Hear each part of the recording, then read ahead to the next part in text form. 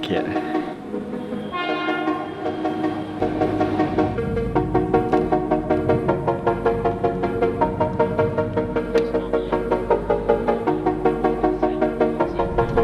We are on the Shinkansen from Sakurambo Higashine to Omiya, Tokyo.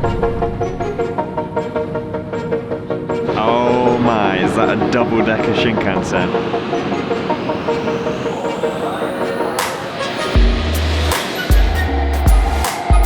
I am very much enjoying the Omiya station transfer. That's the E5 series, then we've got the red one, and then we've got a white one. There was a double-decker one that came through. This is Shinkansen Central. I am loving it. So quiet, so quiet. Oh, they're best friends. They're such long trains as well. When you go past them and they're next to each other on the train, it's over in like a second and a bit. It's so fast. Alright, so this is the train that we're now taking and heading up kind of across to the west. Hopefully it's going to be even more snow.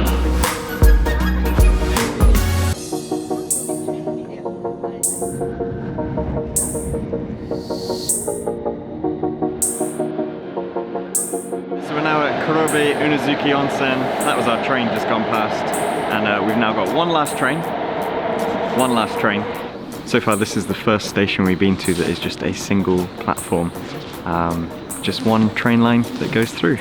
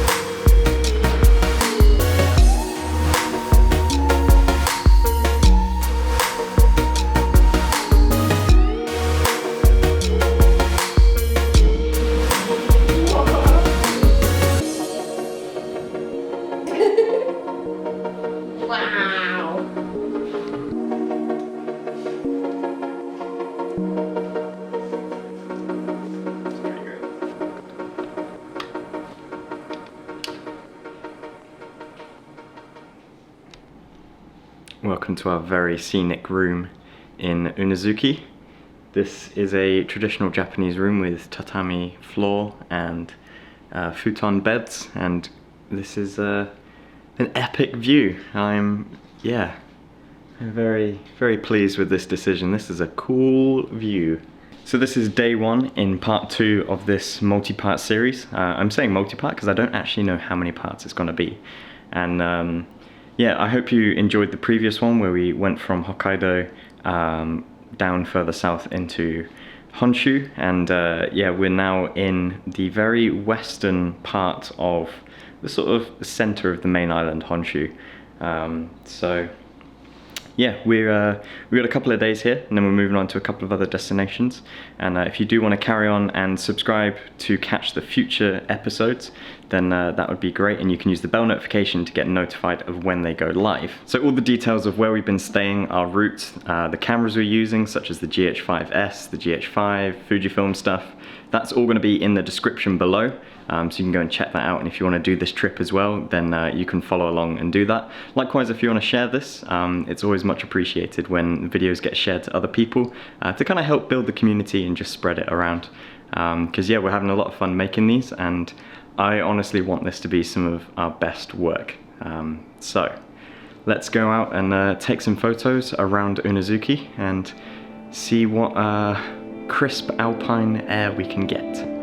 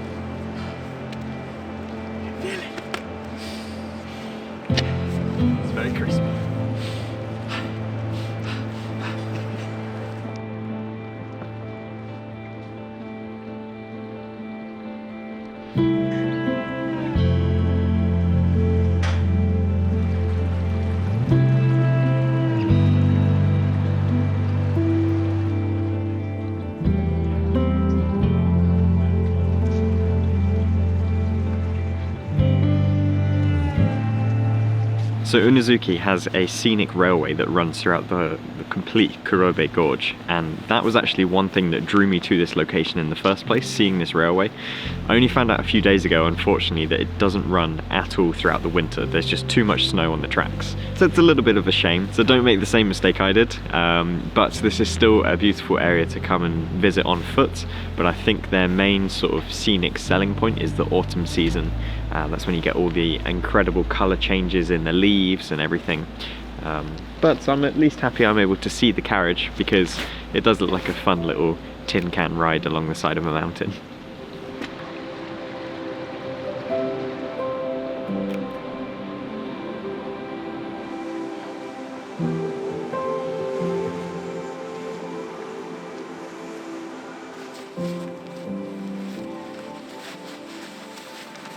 Should we get some food?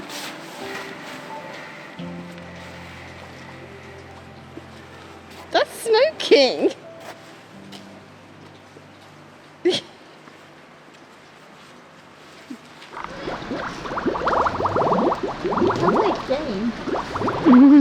High score! Combo!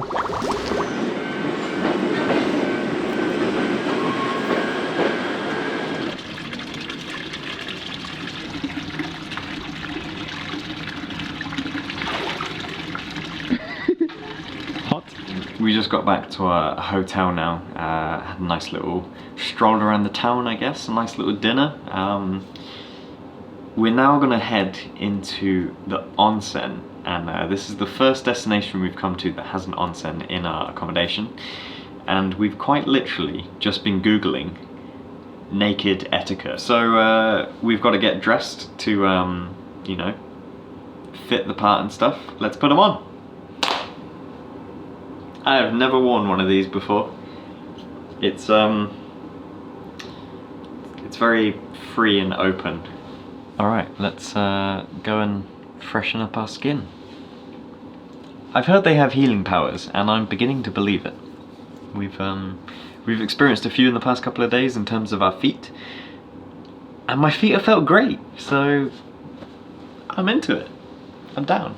By the way, as you can probably imagine, it is highly unlikely I'll be able to film down there. So you'll just have to take my word for it that it looks great based on the images I've seen from the hotel. Yeah, obviously I'm not going to take a camera with me.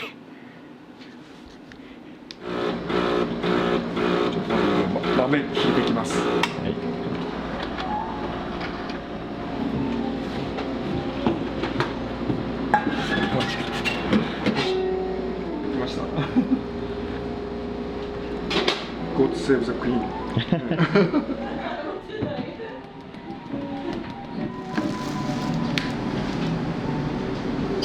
This is how you start the day. Oh yes. What a start to the morning. So we've just had a coffee and probably the thickest cheese on toast slice I've ever had. And I asked the owner if I could just film him making the coffee, and he was the happiest, smiliest person we've seen in a very long time. Not that anyone's not happy, it's just he was overly happy. Yeah, very cute in there. He also took a selfie with us and posted it on his Instagram immediately, so that's fun. I just wanted to say that everyone has been nice, because last night when we went to the meat restaurant, the guy there was also like, where are you staying? Are you going to be okay to get there? And I'm like, yes, I'll be fine. They're so cute. They're just so warmingly welcome. It's, yeah, no words. It's just beautiful. Good town.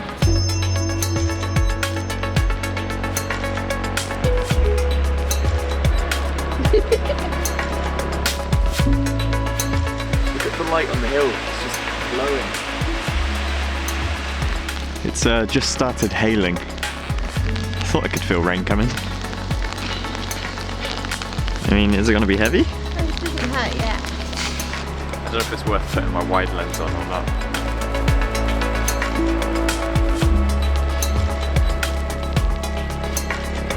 You okay? Yeah, I'm just thinking it's a shame so many of the paths are blocked off because of the snow. Not a lot you can do about that.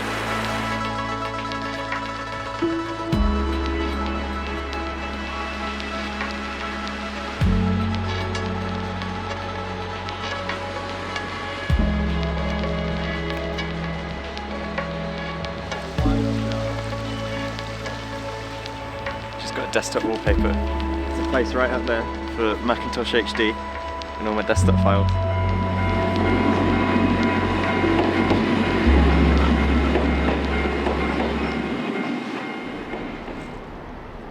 So I know down there's like a little footbridge, and there would be a great view and a great photo to be had of the whole gorge and everything. But I can also see it's blocked off. Now there are two ways you could go about this. You could break the rules and you could climb over and you do that. I personally don't do that, and I don't like it when I see other photographers do that, because what ends up happening is that ends up getting closed properly. The footbridge probably gets closed, someone has an accident and you ruin it for everyone. So I'm not going to promote that, but you know, it's a shame. There's a good shot there, I can't get it. Likewise, I could probably fly a drone here, but I know this is a complete no drone zone, so I'm just not going to do that, and it is what it is. But at least this is beautiful. So. I think you got a good shot earlier. Yeah, I may have got a good shot earlier. That too. But yeah, I'm not going to be promoting any sort of illegal exploration, even though beyond that barrier I can see it already looks quite easy. I'm just not going to do that. Safety first. Alright, let's see if that chairlift is open to non-skiers, because that could be another way to get a different vantage point. Well, we managed to find it.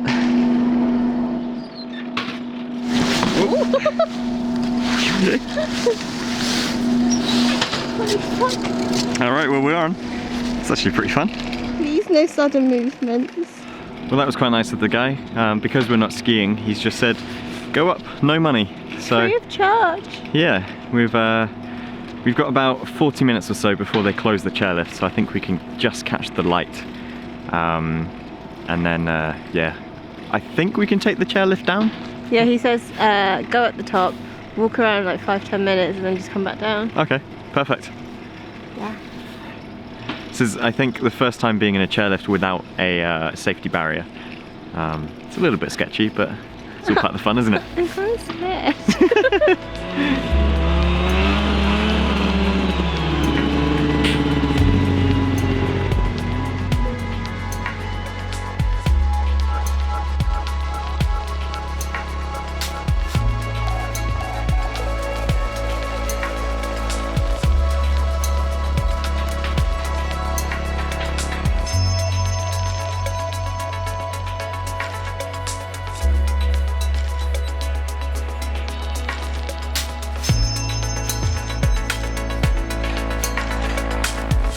We decided to take the road down on the way back to the town.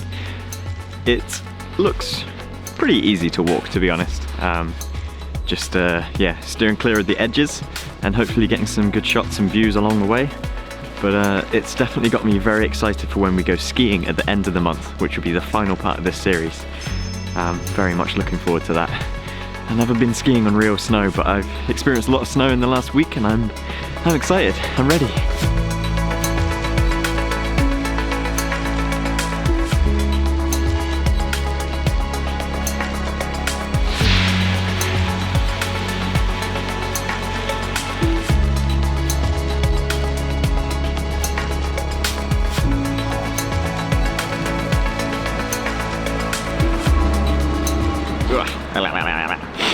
We're leaving Kurobe today and we are heading further south down to Takayama. So we just have one Shinkansen to get from here, which is about a 12-minute journey, and then we have a long wait, and then we get the second Shinkansen from Toyama. Actually, it's not really a Shinkansen. The second one is just like a big beefy train, and that's about an hour and a half. I should point out the train that we got into Uzuki Onsen is not on the JR line, so if you are using the JR pass, you will have to pay for a ticket for that. Likewise, no, that's about it.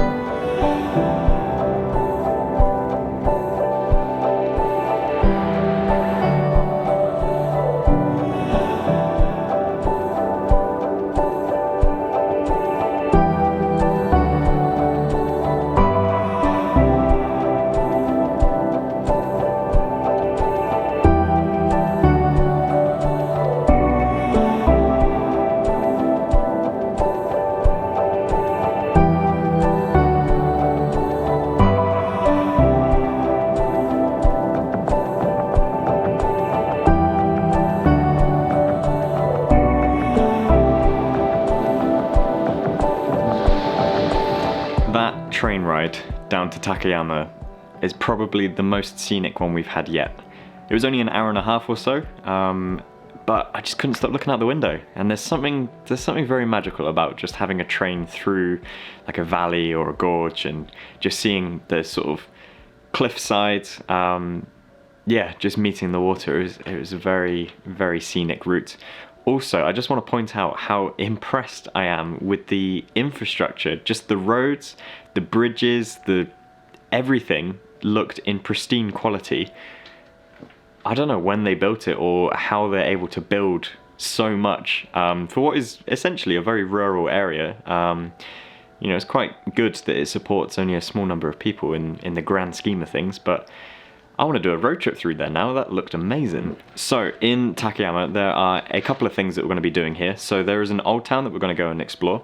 And then tomorrow we're going to go and get a bus to Shirokawago, which we've already got the ticket for, because I think it can get quite busy in the evening. And that is kind of like a very wintry sort of chocolate tin destination. I want to get some sort of extremely wintry, very cozy sort of photos there. But I know it is going to be very cold because the temperature is predicted to be lows of -7 tomorrow. By the way, this hotel room, amongst all of the other hotel rooms that we've been booking this whole trip, is just really well priced. I've mentioned this on my Twitter, I did a whole thread about this, but the quality of the rooms we've been getting for a significantly low price is really surprising me. In a world where Airbnb is kind of like disrupting things, and it definitely did in Japan, I expected that with the ban on Airbnbs, or rather the new rules in place, that the hotels would get greedy and the prices would go up.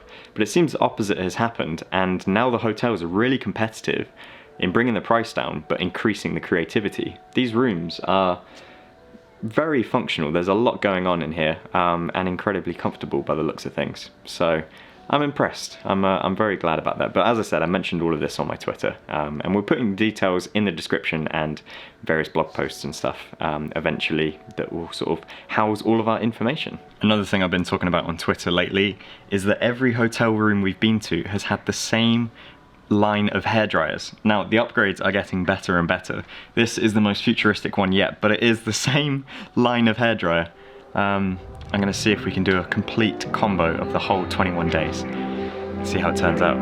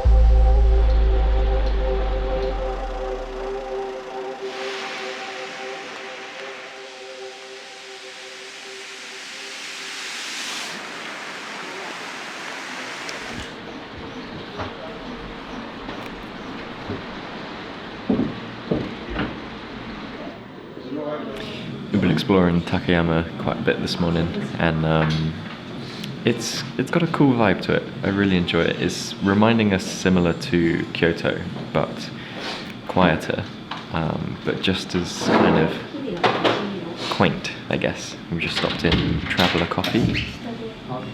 Got myself a nice one.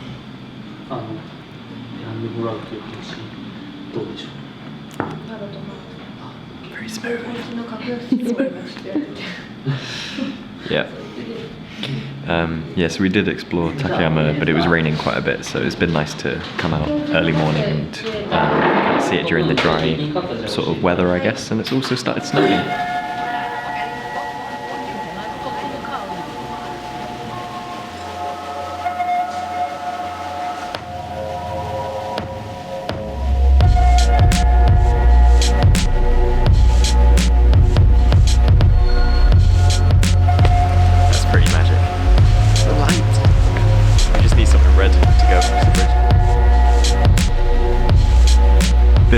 Shirakawa-go. And the bus from Takayama to here was so spectacular.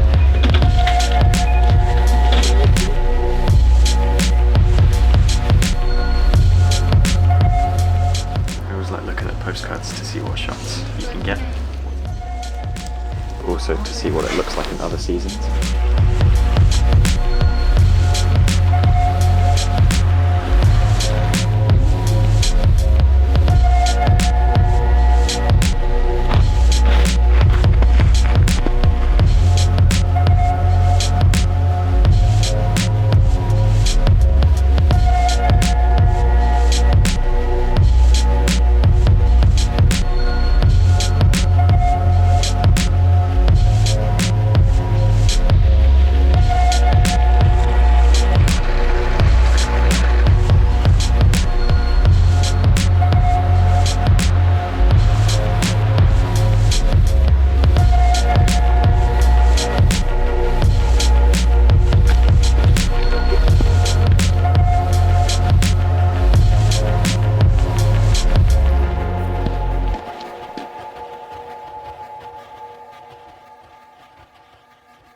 Shirakawa-go is a UNESCO World Heritage Site, and it's populated with all these buildings with thatched roofs and just has a very unique aesthetic to it.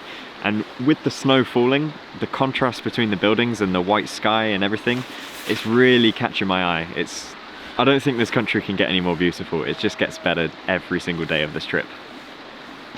I mean, look at it. We're now heading up to a sort of viewing deck. It's like a level in the hillside that you can oversee the whole village. I'm just loving the contrast of the trees and the snow. It's just creating this natural sharpness and contrast. It's great.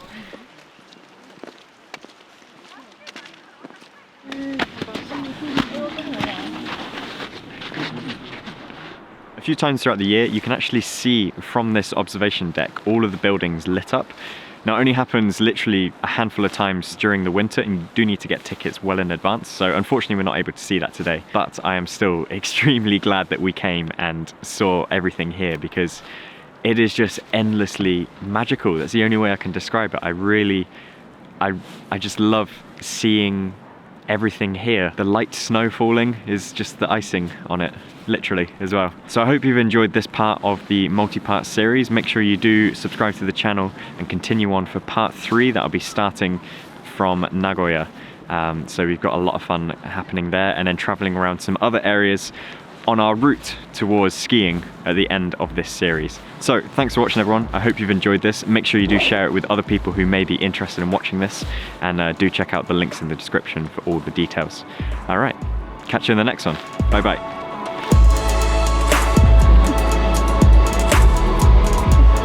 This is actually the fastest train in the world ever.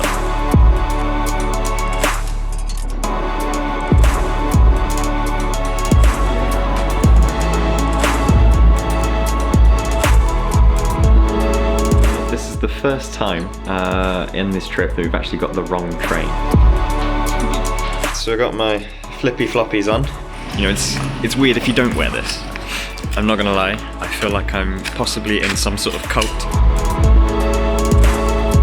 Welcome to Kyoto, Japan.